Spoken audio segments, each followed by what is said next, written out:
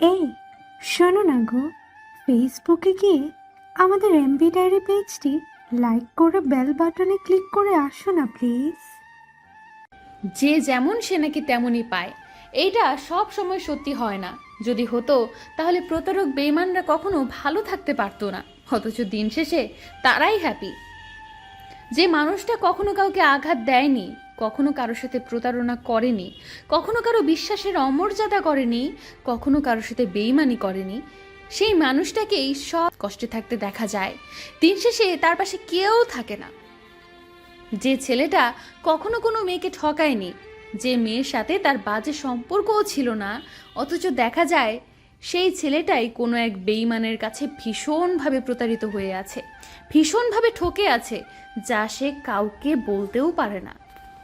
যে মেয়েটা সারা জীবন নিজেকে ভালো রেখে এসেছে, যে কখনো কোনো ছেলের সাথে সম্পর্কিত ছিল না, দিন শেষে দেখা যায় সেই মেয়েটার জীবনে এমন একজন এসেছে যার জীবনে অসংখ্য মেয়ের আনাগোনা। অথচ এমনটা তো হওয়ার কথা ছিল না। প্রকৃতি তার বিচার করে ঠিকই, কিন্তু সব সময় সঠিক বিচার করতে পারে না। মাঝে মাঝে প্রকৃতির কাছেও মানুষ ভীষণভাবে ঠকে যায়, প্রকৃতির কাছেও মানুষ ভীষণভাবে প্রতারিত হয়।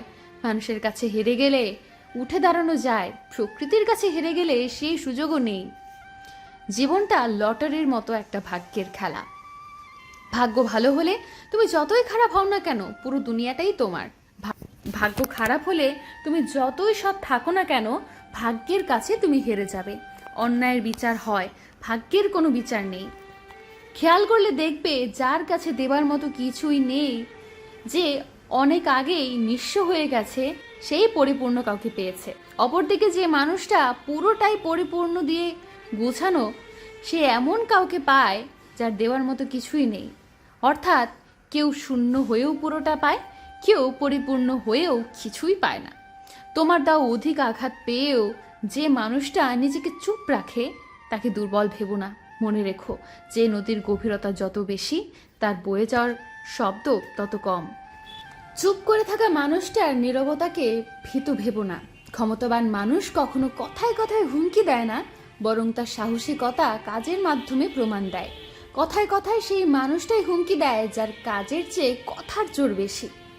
খেয়াল করলে দেখবে যে যত বেশি কথা বলে, নিজেকে যত বেশি বড় মনে করে, মানুষ কিন্তু তাকে বেশি গুরুত্ব দেয় না, ভয় পায় না।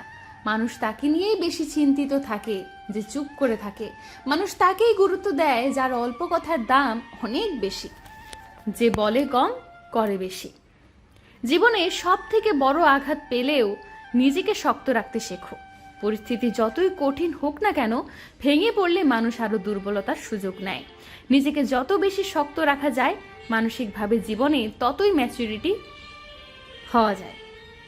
অল্পতেই ভেঙে পড়া মানুষ কখনো বড় হতে পারে না।